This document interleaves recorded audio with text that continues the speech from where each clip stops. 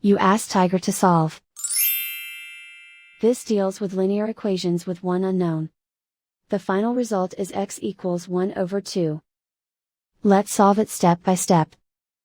Simplify the expression. Expand the parentheses. Group like terms.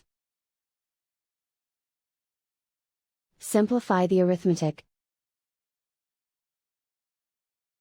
Group all constants on the right side of the equation.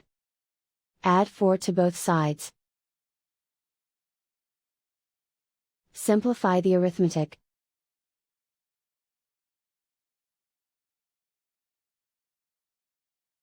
Isolate the x. Divide both sides by 8. Simplify the fraction. Find the greatest common factor of the numerator and denominator. Factor out and cancel the greatest common factor. And so the final result is x equals 1 over 2.